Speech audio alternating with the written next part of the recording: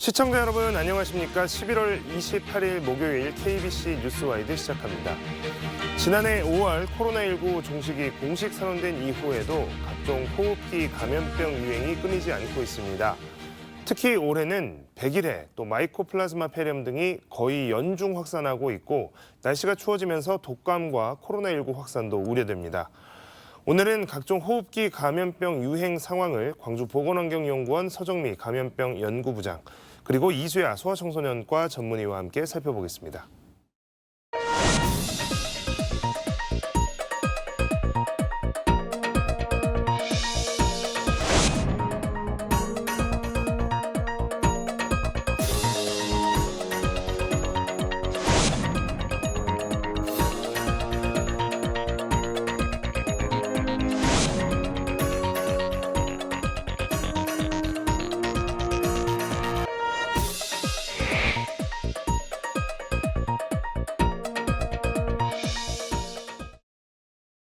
네, 두 분 안녕하십니까? 안녕하십니까.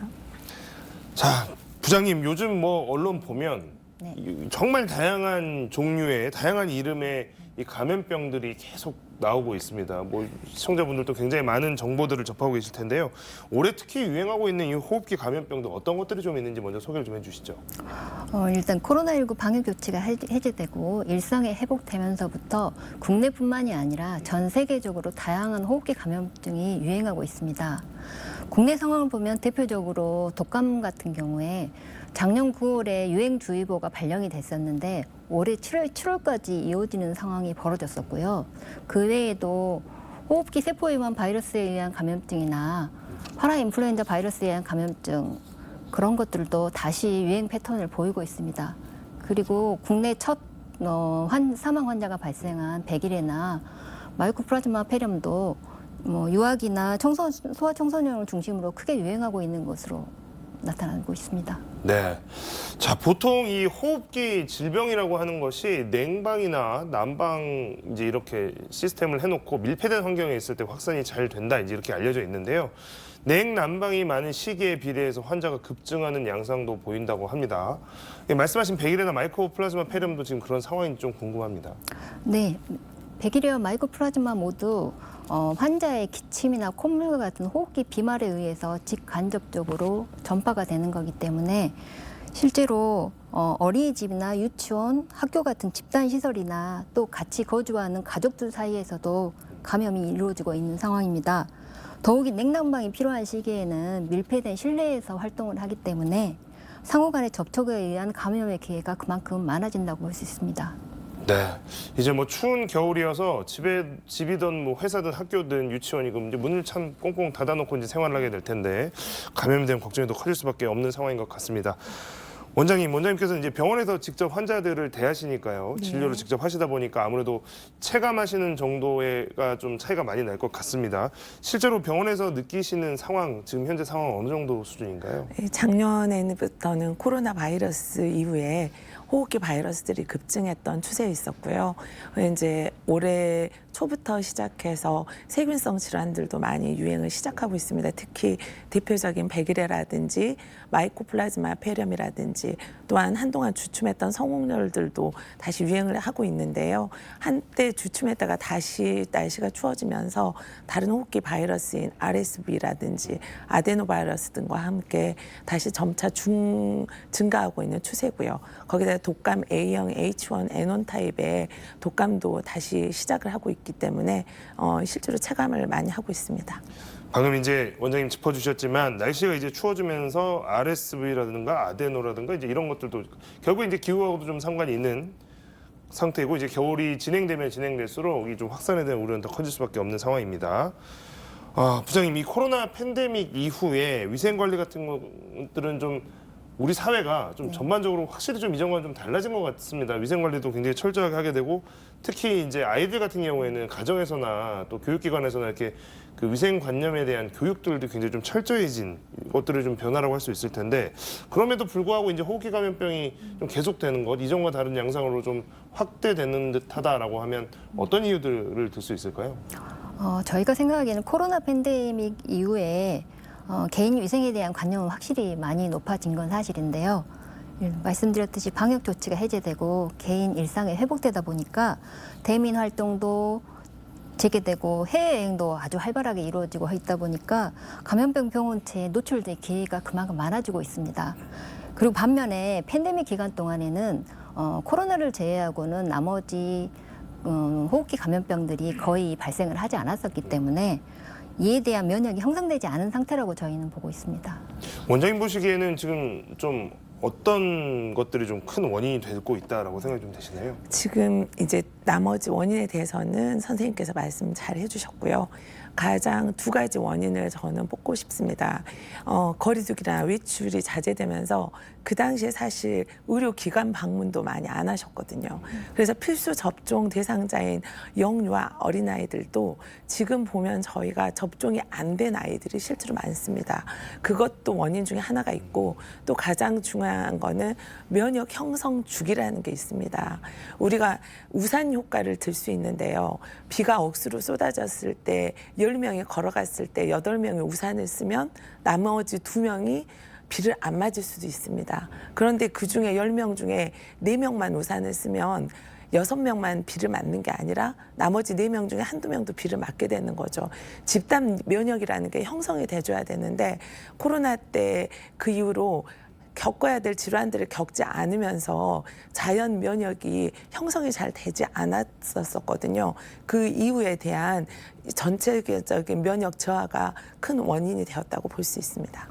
사실 이제 그 코로나19는 뭐 종식이 선언이 되긴 했지만 이제 그때 그 시기에 있었던 여파들이 지금까지도 좀 영향을 미칠 수 있다. 좀 그런 분석들을 두 분 다 해주셨습니다. 호흡기 감염병 앞서서 뭐 이런저런 종류들을 쭉 이야기를 두 분께서 이제 해주셨는데요. 지금 올해 유독 백일해에 대한 언급이 굉장히 많이 나오고 있습니다. 아까 뭐 사망자도 처음으로 발생했다는 말씀도 좀 나왔고요. 부장님 지금 백일해 유행 정도는 어느 정도로 파악하고 계십니까? 이번 주 환자 발생 데이터를 보면은 전국 누적으로 약 3만 7천 명의 환자가 발생한 것으로 돼 있는데 이 자료는 작년 수치에 비하면 약 128배 정도 증가한 수치거든요. 그래서 특히 올해 7월에 그 백일해 환자 발생이 최고 정점을 찍었었는데요. 그때 이후에 약간 감소세를 보이다가 추석 연휴 이후에 다시 또 증가하는 경향을 보이고 있습니다. 그래서 연령대별로도 보면 또 학령기인 7세에서 19세 연령대의 소아청소년이 약 87%를 차지하고 있고 아까 말씀드린 영아 사망 사례가 있었던 그 0세 이하를 포함해서 0세에서 6세 환자도 점차적으로 증가하고 있는 추세에 있습니다. 네, 3만 7천 명이라고 합니다. 올해 그러니까 1년 전과 비교 128배라고 얘기를 해주셨는데요. 제가 대충 그냥 계산을 해보니까 작년에 한 300명 정도, 전국에 300명 정도였던 게 지금 3만 7천 명 정도, 뭐 거의 이 정도 격차라고 이해를 하시면 될 것 같습니다. 백일해, 이거 뭐 한자어이겠지만 이제 많은 분들이 아시는 뭐 100일 동안 그 긴 기침 증상, 그러니까 기침 증상이 오래되는 질병이다 이 정도로 좀 알고 계실 것 같고 많은 분들이요. 이 질병에 대해서 좀 더 특이점이라든가 증상이라든가 이런 것들을 좀 설명을 해주시죠, 원장님. 예, 아까 언급했던 백일해 같은 경우에도 보호자들이 초기에 증세를 전혀 알아차릴 수 없다는 것, 그리고 엄마가 이게 백일해다라고 생각할 수 없다는 게 사실은 특징입니다. 그래서 3가지 단계를 거치는데요. 초기 1, 2주 상태에는 일반 감기와 똑같습니다. 그냥 약간의 콧물, 기침 정도가 있는데 가장 중요한 건 이 시기에 전파력이 가장 높다는 거죠. 그냥 심한 단계에 접어들었을 때 전파력이 높으면 어떻게 예방이라도 할 수 있고 치료가 적극적으로 되는데 가장 증세가 없을 잠복기가 아닌 가장 약한 시기에 전파를 여기저기 하고 다니기 때문에 이제 그 1, 2주 사이가 지나고 나면 이제는 발작적인 기침이 특징인 2주에서 4주가 있는 100일 동안 하는 그 발작적인 기침이 특징입니다. 쉽게 말하면은 기침을 발작적으로 하고 났는데 기침 후에 기관지가 갑자기 좁아지면서 훅 하는 소리가 나는 그런 기침을 아주 특징으로 하고 있거든요. 이때 정도면 보호자들이 알 수 있는데 그때가 되면 벌써 4주가 지났을 수도 있습니다. 그래서 그런 시기를 4주를 거치고 난 다음 또다시 1, 2주가 지나고 나면 서서히 완화되는 형상을 보이고 있습니다. 좀 저도 이제 몰랐는데 방금 원장님 말씀해 주셔서 처음 알았습니다만 이게 처음 1, 2주 동안에는 일반 감기 같은 수준의 근데 이 시기가 가장 전파력이 높다라고 하니까 좀 걱정이 많이 됩니다. 부모님들께서도 이런 감기 증상들 보일 때 초기부터 좀 더 꼼꼼하게 지켜보실 필요가 있을 것 같고요. 자, 100일에는 이제 90% 정도가 지금 어린이 청소년 환자인 것으로 알려져 있습니다. 올해 역대급으로 환자도 많은 데다가 사망 사례까지 나오면서 부모님들 걱정이 굉장히 크실 것 같은데요. 어떤 경우에 좀 위험하다고 할 수 있을까요? 가장 중요한 거는 이게 2급 법정 감염병인 이유가 합병증으로 인한 그 치명률이 높을 때 1급, 2급, 3급으로 나뉘는 거거든요. 그래서 우리가 가장 어떤 아이들을 선별할 것인가 그리고 어떻게 치료가 빨리 들어갈 것인가가 중요한데 가장 고위험군으로는 접종이 되지 않은 영유아, 완료가 되지 않은 영유아, 특히 100일 미만 아이들이 감기 증세가 보였을 경우는 아까도 말씀드렸지만 기관지가 미약하고 약해서 기침 발작적인 기침 뒤끝에 기관지에서 받쳐주는 힘이 없거든요. 그래서 기관지가 좁아져서 수축해서 무호흡이라든지 너무 기침이 심하다 보니까 뇌출혈이 생기게 되고 뇌출혈이 오면서 무호흡, 경련, 급기야는 사망하는 경우도 발생하는 질환이기 때문에 그냥 영유아가 특히 100일 미만 아이들이 아픈 경우에는 가까운 소아 전문의 선생님들을 찾아가셔서 진료를 해보시는 게 가장 안전하다고 할 수 있습니다. 그래서 영유아라든지 그냥 집단 생활을 하고 있는 위험군에 속한 노인이라든지 모든 군이 다 걸릴 수 있거든요. 그런데 무증상이 가장 많기 때문에 우리들이 모르는 것이지 그래서 만성 폐질환 환자라든지 65세 이상의 노인분들은 꼭 치료를 받으시기를 권합니다. 네.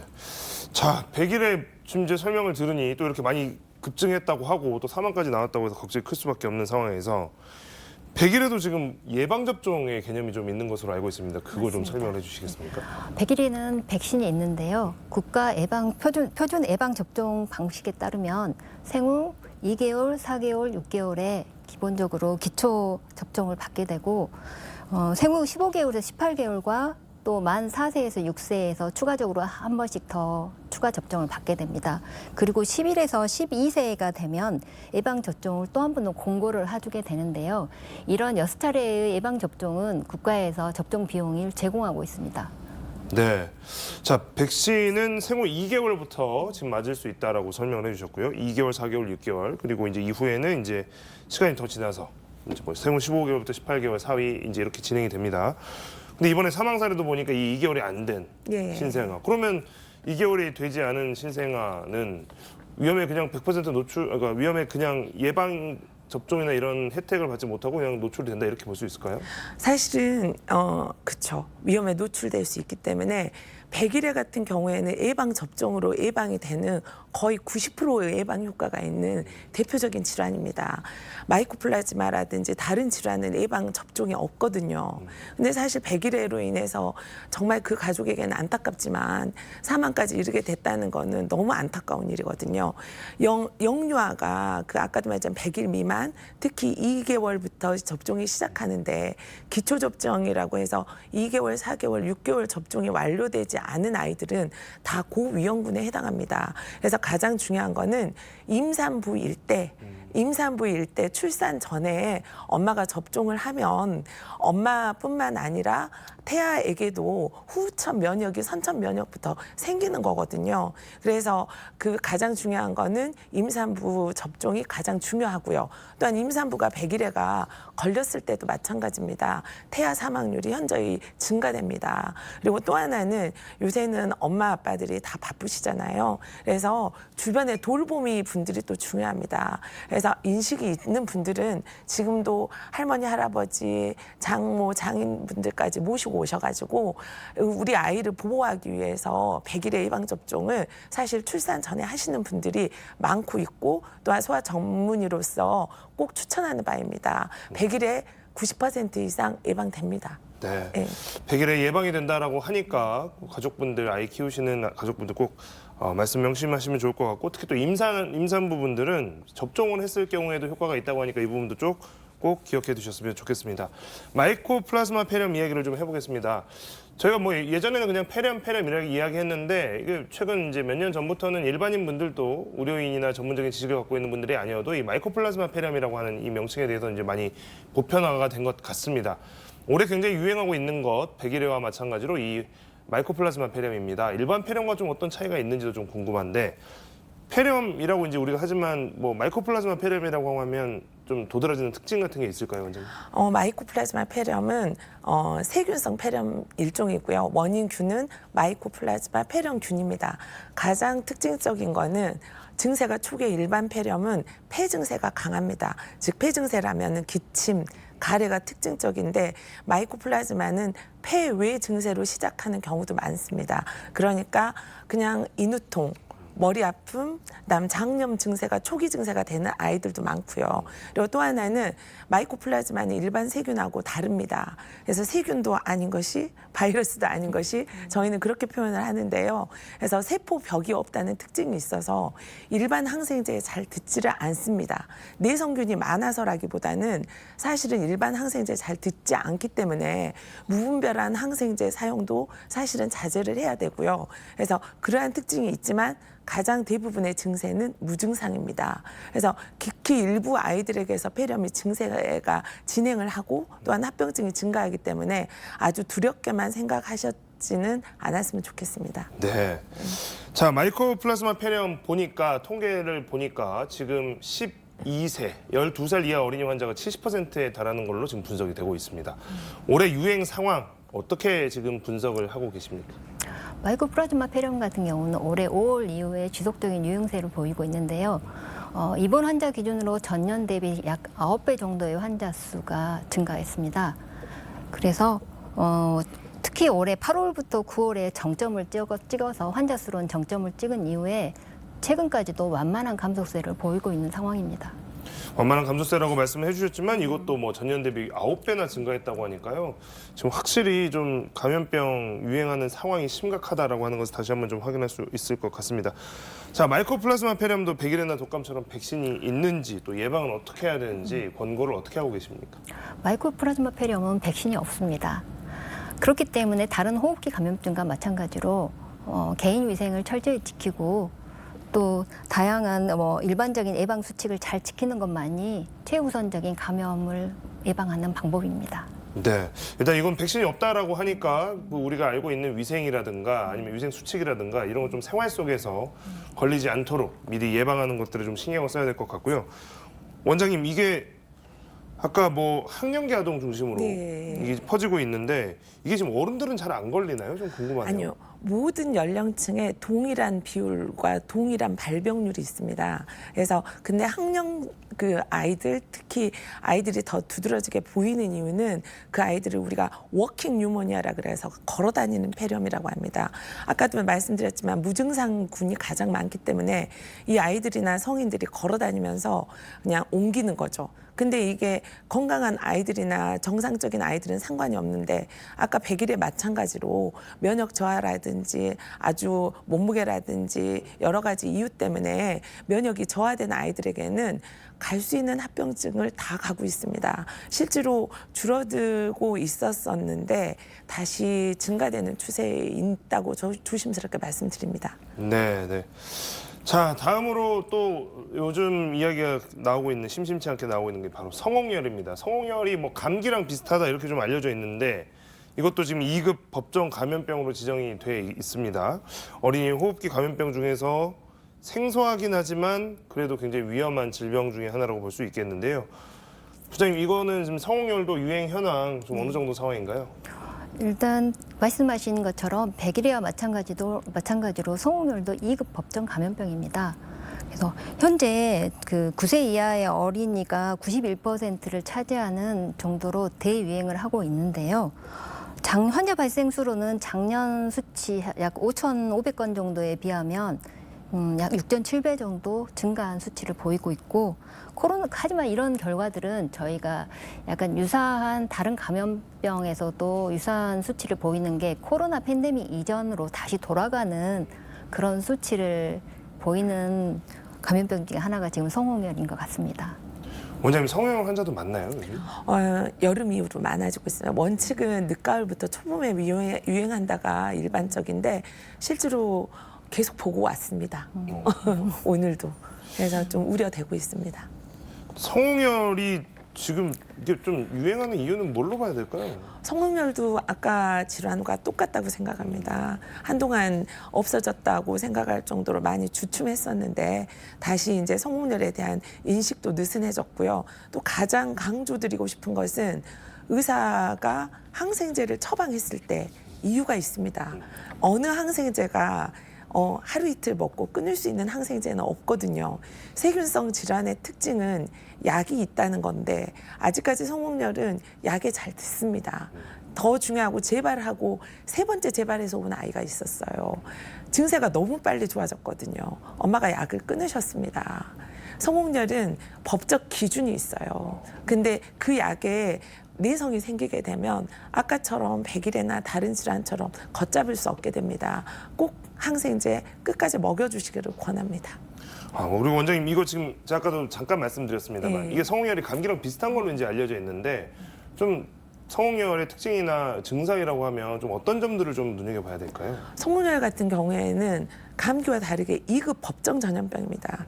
이유가 아까도 말씀드렸지만 합병증에 걸렸을 때 치명률과 사망률이 높게 되면 그거를 법정 전염병 기준에 높이는 거거든요. 초기에 똑같습니다. 열나고 머리 아프고 목 아프고 그렇게 해서 며칠 지나다 보면 그때부터 발진이 생깁니다. 그래서 성성이 원숭이처럼 얼굴이 빨개진다 해서 성홍열이라고 하는데 이것 또한 마찬가지로 어떤 엄마들이 다 아이를 사랑하는 마음이 크기 때문에 인터넷을 이렇게 찾아보고 하지만 그렇게 쉽게 진단될 수 있는 질환이 아니기 때문에 약간 의심이 된다고 하면 빨리 병원에 와서 항생제를 쓰기 전에 정확한 진단이 먼저 필요합니다. 왜냐하면 진단이 잘못됐을 경우에 아이가 여기저기 옮겨 다니다가 오히려 합병증이 발병하게 되거든요. 그래서 아주 정확한 진단이 요구되는 질환입니다. 네. 자, 독감이랑 코로나19도 이야기를 빼놓을 수가 없겠습니다. 어쨌든 코로나19 환자들도 뭐 이제 계속 나오고 있고 또 독감도 날씨가 추워지니까 당연히 걱정이 높아질 수밖에 없는 상황입니다. 이 본격적으로 이제 날씨가 특히 추워지면서 이제 재유행에 대한 우려 이미 뭐 분석들도 좀 나오고 있고요. 경고도 나오고 있는 상황입니다. 노약자들은 이미 백신 접종이 진행이 되고 있는 상황이고 비슷한 증상의 여러 감염병들이 동시에 유행할 경우에 치료나 확산 방지가 더욱 어려워질 수밖에 없을 텐데요. 보건당국이나 지자체에서 이 부분에 대해서 코로나19 또 독감 관련해서 어떤 준비들, 어떤 대비들 하고 계신지 좀 소개를 해주시죠. 우선 중앙정부 차원에서는 질병관리청을 중심으로 해서 식약처, 보건부, 교육부 그리고 전문가 자문위원회로 구성된 호흡기 감염병 대책반을 구성했다고 합니다. 이 대책반에서는 국내의 호흡기 감염증 유행 상황 그리고 치료제 수급 상황, 의료 현장에서 상황 그리고 집단 발생이 되지 않도록 대비책 등에 대해서 이 호흡기 감염병 양상이 완화될 때까지 지속적으로 점검을 계속할 것입니다. 그리고 광주광역시는 지금 시 공공보건의료과와 감염병관리지원단이 중심이 돼서 이에 대한 방역 대책반을 상시 운영하고 있고요. 또한 지자체 보건소와 함께 자치구 보건소와 함께 그 고위험군이나 취약시설에 대한 보호를 위한 전담 기구를 상시 운영해서 관리하고 있는 것으로 알고 있습니다. 그리고 저희 보건환경연구원에서는 호흡기 감염병의 지역 내 유행 상황을 파악하고 또 그에 대한 효율적인 대응 방안을 마련하기 위해서 매주 1회 지금 의사 선생님도 오셨지만 이렇게 저희를 도와주시는 지역 내 협력병원들의 도움을 받아서 호흡기 환자의 검체를 매주 수거해서 그 호흡기 검체가 원인 병원체가 무엇인지 그것을 저희가 검사를 통해서 확인을 하고 또 확인된 병원체에 대해서는 추가로 변이 유전자 분석 정보까지 축적해 나가고 있습니다. 추가로 이 검사뿐만이 아니라 올해 독감 관리 과정 중에서 좀 특별한 부분이 있는데요. 아직 국내는 발생하지 않았지만 그 조류 독감의 인체 감염증이 전 세계적으로 지금 유행을 하고 있는 상황이어서 거기에 대한 대비책으로 저희도 독감 의심 환자의 검체에 대해서는 인체 독감 인플루엔자를 확인할 뿐만이 아니라 그 조류독감에 대해서도 감염이 됐는지를 추가적으로 검사로 확인하고 있습니다. 네. 자, 원장님, 이게 노약자분들이나 중증 질환자분들 같은 경우는 국가 지원이 지금 되고 네. 있고 그렇지 않은 경우에는 이제 유료로 백신 접종을 해야 하는 상황입니다. 근데 이게 이제 코로나19 때나 이럴 때는 이제 무료로 접종을 하다가 이제 유료로 접종을 해야 한다고 하시니 비용도 좀 부담이 된다 싶기도 하고 그래서 좀 그런 거 좀 소홀히 하고 그냥 지나가시는 분들도 꽤나 많은 것 같은데요. 좀 이렇게 예방 접종이 반드시 좀 필요한 것인지 그리고 어떤 분들에게는 좀 꼭 했으면 한다라는 좀 말씀을 하고 싶으십니까? 아까도 말씀드렸지만 만성 폐질환이라든지 영유아라든지 아니면 임산부들처럼 면역이 저하되신 분, 특히 집단 생활을 하시는 분들 같은 경우에는 꼭 권하고 있고요. 그리고 또 다시 당부드리고 싶은 것은 국가에서 예방접종 무료 대상에 해당하시는 분들이 있는데 이분들 중에서도 접종률이 많이 낮습니다. 이분들이 꼭 접종을 해주셨으면 좋겠고 이제 유료이니까 저희가 강제할 수는 없지만 아까 말한 우산 효과라는 게 있어요. 어느 정도 집단에서 그 집단에서 기대되는 형성 면역이 있으려면 우산을 8명, 10명이 써야지만이 나머지 사람들을 보호할 수 있거든요. 그래서 성인된 어른된 우리가 아이들을 위해서라도 필요한 접종들을 해주는 것이 참으로 저희가 부탁드리고 싶습니다. 네. 네. 자, 지금까지 이수야 소아청소년과 전문의 그리고 광주 보건환경연구원 서정미 감염병 연구부장과 함께 감염병 이야기 나눠봤습니다. 두 분 오늘 나와주셔서 고맙습니다. 감사합니다.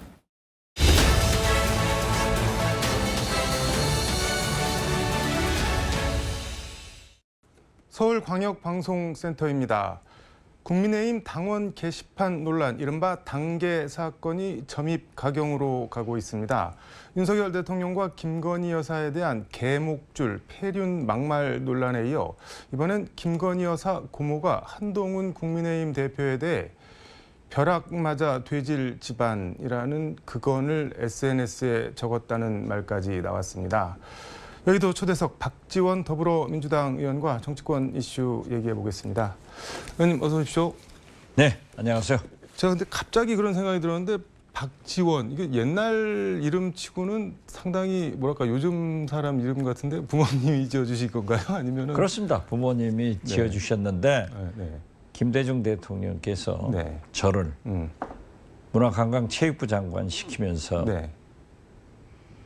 문화예술 정책은 지원은 하되 간섭은 하지 않는다. 네. 그러니까 지원을 잘해라. 그래서 자네 이름이 박지원 아닌가. 박지원이 지원을 잘해라고 그러신 그렇죠. 건가요? 그래서 오늘의 네. 한류 문화 K컬처가 그런 네. 겁니다. 바로 현안 얘기 해보겠습니다. 어제 법사위 전체 회의 현안 질의에서 명태균 사건으로 나라가 온통 뒤집혔는데 오세훈 딱 걸렸더라. 뭐 이거는 뭐 어떤 말씀인 건가요? 글쎄요. 지금 보면은 명태균 씨에 대해서 네. 집권 여당의 잠룡들이 음. 다 걸려들고 있어요. 그런데 네. 오세훈 씨는 좀 점잖하더니 네. 만난 것도 밝혀지고 특히 네. 그 김한정 그분이 짝사랑하기 때문에 네. 명태균 씨에게 3,300만 원을 줬다. 여론조사. 그렇죠. 네. 그러한 내용들이 육성으로 공개됨으로써 오세훈 시장도 딱 걸렸다. 본인은 부인하고 있지만은 네. 육성이 나왔는데 검찰 조사 받아야 되잖아요. 잠룡 이거 발음 잘하셔야 될 것 같은데.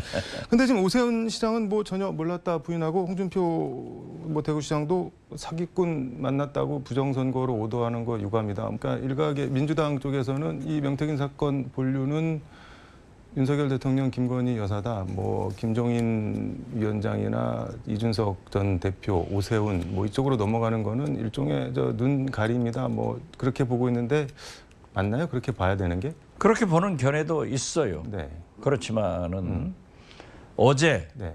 국민의힘 당사를 압수수색했잖아요. 네. 검찰이 거기에 한동훈 대표가 네. 긍정적 이 법에 따라 하는 것이다. 네. 응한다. 이런 얘기를 하고 오늘 최고위에서도 네. 상당히 긍정적 평가를 하는 것 보면은 네. 한동훈 대표도 속셈이 있는 거예요. 나는 관계없다. 내가 검찰에 있을 때 네. 지방선거 문제고 이것은 윤건희가 문제가 된다. 네. 그리고 자기와 윤건희는 윤석열 대통령 김건희 여사를 합친 건가요, 지금? 아직도 모르셨어요? 예. 그리고 네. 잠정적 경쟁자인 오세훈도 딱 걸렸다. 그렇기 때문에 법대로 해라 네. 하는 자세를 취하고 있는데 그러한 네. 한동훈 대표의 태도 때문에 윤건희 네. 절대 한동훈을 용서 못해요. 그래서 저는 네. 윤건희는 네. 한동훈을 곧 버린다 그렇게 생각합니다. 한동훈 대표 입장에서는 국민의힘 당사 압수수색을 당한 게 뭐 그런 표현이 그렇지만 1타 3피 뭐 그런 걸로 보시는 건가요, 지금? 당연하죠. 자기하고는 아무 관계 없잖아요. 거기에 네. 자기를 죽이려고 하는 네. 윤건희가 딱 걸린 거 아니에요? 육성들이 나오고 네. 잠정적인 경쟁자인 오세훈도 딱 걸린 거 아니에요? 네. 거기에 예. 김종인, 이준석, 안철수 모두가 거론되고 있기 때문에 잘 됐다. 끝까지 가야 된다. 네. 상당히 커지고 있는 거죠. 그렇지만 한동훈 입장에서는 나하고는 무관하다. 다 걸려라. 네. 다 걸려라. 이런 심보 아니겠어요? 그 뭐 이름 지어내기 좋아하는 사람들이 명태균 황금폰을 찾아라 막 그런 얘기를 하는데 의원님은 다이아몬드 폰 뭐 이런 얘기도 하시는 거 제가 얘기했는데 다이아몬드 폰은 자 또 보십시오. 네. 지금 법무부 장관이고 이창수 서울지검장이고 네. 갑자기 논개가 되더라고요. 논개요? 예. 부하들은 네. 검사들은 건들지 말고 나를 탄핵해라. 그렇게 얘기를 하는데 네. 자 윤석열, 네. 김건희 즉 윤건희 핸드폰을 바꿨다. 네. 이것이 마치 쇄신처럼 들리지만은 최상병, 네. 명태균, 도이치모터스 네. 여러 가지 내용의 증거 인멸이 되고 있는 거예요. 쇄신을 가장한 증거 인멸이다. 그렇죠. 그렇기 때문에 반드시 네. 검찰과 공수처에서는 윤건희 핸드폰을 압수수색해서 네. 포렌식 했어야 된다 이거죠. 이걸 하지 않았는데 네. 이게 이제 특검 가면은 반드시 할 건데 네. 쇄신을 가장해서 지금 쓰고 있는 네. 핸드폰을 바꿨다. 네. 이것은 문제가 있는 거 아니에요? 그렇기 때문에 어제 법무부 장관한테 질문하니까 네. 압수수색 영장이 안 나옵니다. 아, 이렇게 얘기를 네. 했어요. 물론 공수처에서 얘기한 적은 있어요. 그렇지만은 나오고 안 나오고는 네. 사법부가 결정할 문제이지만은 검찰로서는 해야죠. 안 한 것은 네. 본인들한테 증거인멸을 사실상 도와주고 있는 직무유기다. 저는 그렇게 봅니다. 압수수색 영장은 법원 발부율이 99%가 넘는데 법원도 웬만하면은 검찰이 얘기를 하면은 그래 필요하면 가서 좀 들여다봐라라고 주는데 안 된다는 건가요? 그렇죠. 당연하죠. 그렇기 때문에 도이치모터스 주가 조작 문제도 네. 검찰이 4시간 동안 브리핑하면서 실질적으로 네. 김건희 여사의 핸드폰을 압수수색한 것처럼 가장해서 얘기를 했지만은 내용을 보면 안 했단 말이에요. 어? 그래가지고 네. 국정감사장에서 우리 민주당의 서영교 의원한테 딱 걸린 거예요. 안 했다. 압수수색을 안 했는데 한 것처럼 그렇죠. 김건희 여사 휴대폰을요. 예. 그렇기 때문에 네. 물론 법무부 장관이 영장이 안 나옵니다 네. 하는 것은 윤석열 대통령은 대통령 재임 기간 동안에 네. 공소권이 정지되기 때문에 안 나올 수 있어요. 네. 그렇지만은 김건희 여사는 민간인이에요. 네. 영부인은 어떤 법적 권력이 아닙니다. 네. 그렇기 때문에 나올 수밖에 없는 거예요. 이걸 안 하고 나서 지금 보면은 법무부 장관이나 서울지검장, 중앙지검장이 논개되더라고요. 나를 하되 네. 부하들은 하지 마라. 책임져야죠. 저기 용산에 다이아몬드 폰이 있는데 굳이 외면하고 안 켜고 아니 있다는- 그러니까 네. 이 명태균 씨의 황금폰이다. 네. 이런 얘기를 하는데 윤건희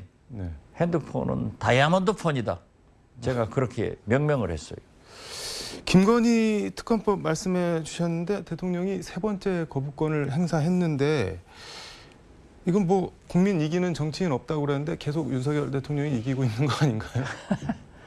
위기는 정치가 없죠.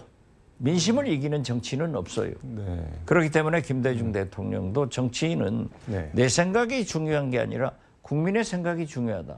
음. 이런 말씀을 평소에 하신 거예요. 네. 자, 보십시오. 지금 현재 네. 우리나라 최고 통수권자는 권력서일 1위인 네. 김건희 여사입니다. 그리고 권력서일 2위인 네. 대통령은 음. 김건희 여사 말만 듣는다고요. 네. 그렇기 때문에 김건희 특검을 하기 위해서는 김건희 본인이 네. 받아들여야 특검이 돼요. 그 무슨 말씀인지는 알겠는데 김건희 여사 본인이 그래 나 수사해요 뭐 이렇게 할 리는 만무한 거 아닌가요? 그렇죠. 그렇기 때문에 김건희 여사는 제일 무서워하는 게 네. 당신이 감옥 가는 거예요. 그렇기 때문에 역술인들한테 나 감옥 가냐 하고 계속 물어보고 있잖아요. 아 그런 것도 물어보고 있다. 그렇게 보도됐죠. 그리고 두 번째 네. 특검을 하려면은 한동훈 대표가 간동훈 되지 말고 네. 이해창이 돼야 되는 거예요. 그게 무슨 말씀인 건가요? 이해창이 네. YS한테 음. 덤벼가지고 네. 대통령 후보가 되잖아요. 그런데 한동훈 대표는 지금 윤건희 간만 보고 국민 눈치만 보는 거예요. 그래서 간동훈이다 하는데 네. 만약 이해창이 된다고 하면은 특검에 찬성해야죠. 그런데 네. 한동훈은 불행히도 네. 그럴 배짱도 정치력도 없는 거예요. 그리고 이제 세 번째 네. 가장 중요한 것은 민심이 끌어올라야 돼요. 박근혜 탄핵 때도 촛불이 얼마나 화를 탔어요. 그런데 지금 저는 민심이 끓고 있다. 네. 전국 지식인들의 시국 선언이 박근혜 탄핵보다도 더 가속화되고 있어요. 특히 오늘 네. 윤석열 대통령의 모교인 네. 서울대 교수들도 시국 선언을 하잖아요. 네. 또 제야 시민사회단체들도 동참하고 있잖아요. 네. 광주는 이미 9개의 시민단체가 공동으로 윤석열 퇴진을 부르짖고 있다고요. 네. 그러니까 민심이 끌어오르면은 누구도 네. 민심을 이길 수 없기 때문에 특검이 된다. 네. 저는 그렇게 보고 있는데 가장 좋은 방법은 김건희 스스로가 네. 특검을 받겠다. 이렇게 해서 윤석열 대통령이 수용하면은 네. 지혜로운 거예요. 설사 네. 한동훈이 대통령 되더라도 특검은 되고 네. 윤건희는 큰 집으로 간다. 어떤 의미에서 보면은 이재명이 대통령 되면은 마치 김대중 대통령이 네. 당신을 사형 선고했고 망명 보낸 전두환 노태우를 용서해서 사면해 주듯 그러한 정치 보복을 없애는 그런 계기를 만들 수도 있다 하는데 그게 입증되는 게 이재명 대표가 그런 캐릭터는 또 아니지 않을까요? 아니에요. 아닌가요? 저는 이번에 네. 위증교사의 무죄 판결을 받고 네. 이재명 대표의 일성이 서로 죽이는 정치하지 말고 네. 사는 정치를 하자. 여기에 김대중의 길이 표현되고 있다. 내가 만약 대통령이 되면은 네. 정치 보복하지 않겠다. 그런 것을 의미하고 있지 않는가. 저는 그렇게 생각했어요. 이재명 대표가 얘기한 서로 사는 정치라는 게 본인 죽이는 거 그만 좀 하라를 넘어서 윤석열 대통령이랑 김건희 여사까지 내가 대통령 돼도 이런 거는 안 하겠다 그런 것까지 포함이 돼 있다는 저는 그렇게 봐요. 모두가 죽지 말자. 그래서 본인 문제도 있지만은 특히 윤석열 대통령에게 정치보복하지 않겠다고 한 네. 김대중의 길을 나도 가겠다 하는 그런 함의가 있었지 않는가 저는 그렇게 생각합니다. 근데 자꾸 윤건희 그렇게 하니까 입에 착 붙는 느낌도 없지 않아 드는데요. 발음이. 윤건희죠? 윤석열, 김건희. 국민의힘 당원 게시판 논란 이건 뭔가 좀 산으로 가는 듯한 느낌이 드는데 김건희 여사 고모가 뭐 SNS에 벼락 맞아 돼질 집안 뭐 이런 그걸 했다고 하는데 심지어 국민의힘 전략기획부총장이 친한동훈 쪽인데 우리도 이런 말 다 듣고 있는데 그냥 참고 있다 그러니까 너네도 그만해라 뭐 그런 취지로 얘기를 한 것 같은데 이거 어떻게 봐야 될까요?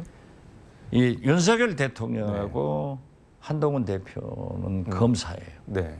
검사는 자기 잘못을 절대 인정하지 않습니다. 왜 그런 건가요? 피고인이 네. 무죄가 되니까. 그런데 네. 윤석열, 한동훈은 네. 일란성 쌍둥이라고 제가 얘기했잖아요. 똑같아요. 자기 부인과 네. 가족에 대해서는 일체 인정을 하지 않는 거예요. 그러니까 윤석열 대통령도 김건희 장모 다 보호하잖아요. 명확한 사건인데도 네. 한동훈도 네. 자기 부인 음. 가족에 대해서는 일체 얘기하지 않아요. 한동훈 대표는 특히 자기 문제에 대해서 얘기를 하면은 네. 버럭 화를 내거나 고발 고소하는데 이건 못 하잖아요. 그렇기 때문에 지금 최고회의에서 김민전 네. 최고위원이 팔동훈이다. 그리고 자기 당 나한테도 대표한테. 비난 문자 온 것 그 전화 다 고발해라 하니까 버럭 한동훈. 이 정치력이 없는 거죠. 당 대표는 좀 비난 받더라도 네. 그 자리에 넘기고 나중에 얘기를 해야지. 그 자리에서 아니 사실관계를 확인하고 말하세요. 네. 그러니까 김민전 대표가 확 쏴버리잖아요. 이게 콩가루 집안이고 난장판이죠. 그런데 네.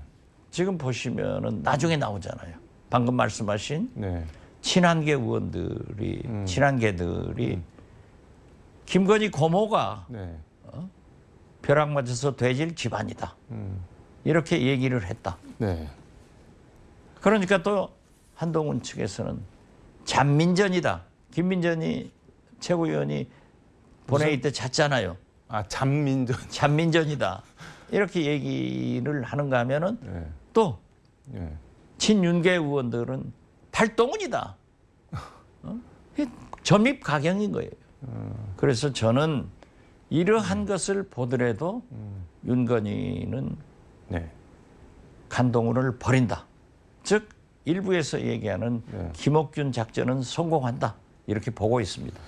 근데 뭐 한동훈 대표는 이준석 대표나 김기현 대표랑은 좀 경우가 다르다. 이제 총선이 끝나서 뭐 공천이 걸려 있는 것도 아니고 그리고 현실적으로 미래 권력이고 윤석열 대통령 임기도 중반을 돌았는데 힘으로 밀어내기에는 쉽지 않을 거다. 뭐 그런. 그러니까 지금 현재는 윤건희는 배신감을 가지고 있는 거죠. 네. 어떻게 20년간 나로 인해서 이 자리에 왔는데 나한테 이렇게 배신 때리냐 네. 이러지만은 또 딱히 또 크게 배신한 것도 없지 않나요? 따지고 아니, 지금 보면. 현재 하는 거죠. 당신이 음. 술 먹고 놀 때 네. 나는 검찰에서 술 안 먹은 검사 한동훈은 열심히 수사해서 성과를 내가지고 총장이 대통령 됐다. 검사 동일체는 당신도 검사, 나도 검사다. 네. 하지만은 윤석열 대통령은 어떻게 쇄신하자, 최상병 특검하자, 내 부인, 영부인 라인을 잘라내라 이런 얘기를 할 수 있느냐. 그러니까 지금 충돌하고 있는 거죠. 그런데 말씀은 한동훈 대표가 맞아요. 처음에는 잘하더니 네. 이제 11월 네. 8일, 네. 7일 기자회견 후에는 딱 한동훈 대표가 윤건희 간도 보고 국민 간도 보고 하니까 한동훈 되니까 지금 어렵죠. 김건희 여사 고모 얘기하다가 여기까지 넘어왔는데 뭐 그 고모라는 분이 쓴 글을 보면 뭐 진은정이 김건희를 부러워하는 줄 크크 뭐 이러고 한동훈 장인 진영구가 사위 대통령 만들려고 이런 짓까지 이건 아마 저 게시판 논란 글을 한 것 같은데 근데 김건희 여사 쪽은 그 모친도 엄청 뭐랄까 세신 분인 것 같고 부친 쪽 고모도 이렇게 다 세신 분들인 것 같네요. 이거. 그러니까 김건희 여사가 세잖아요. 그런 건가요? 그 핏줄인 건가요? 모르죠. 그 전 지역 현안 얘기 짧게 하나만 해보겠습니다. 법사위 전체 회의에서 이주호 교육부 장관이 왔는데 그 목포대 순천대 통합 전남이대 200명 신설 허가 이주호 장관이 적극 돕겠다 이렇게 답변을 끌어내셨는데 앞으로 어떻게 진행이 되는 건가요, 그러면? 법사위는 모든 장관들이 법안 통과 때문에 오기 때문에 네. 현안을 질문할 수 있고 네. 지금 다행히 국가 방침대로 목포대학교하고 네. 순천대학교 국립 두 대학이 통합을 선언했습니다. 네. 그리고 윤석열 대통령은 김영록 지사에게 지사가 네. 의과대학을 대학을 추천하면은 네. 200명 정원을 전남도의 수건 사업인 유일하게 전남도만 의과대학이 없기 때문에 네. 주겠다라고 했는데 이번에 통합되고 또 김영록 조사가 아마 11월 29일까지 네. 교육부에 신청을 하면은 줘야 되지 않느냐. 통합도 되고 국가 시책에 따랐고 네. 또 대통령께서 그렇게 말씀하셨고 한덕수 총리도 다 그렇게 확인했다면 줘야 된다라고 했더니 교육부총리도 적극적으로 협력하겠다. 좋은 반응을 받아냈습니다. 알겠습니다. 조금 계속 또 역할을 해주시길 기대하겠습니다. 오늘 말씀은 여기까지 듣도록 하겠습니다. 고맙습니다. 네, 감사합니다. 지금까지 서울광역방송센터에서 박지원 민주당 의원과 함께 전해드렸습니다.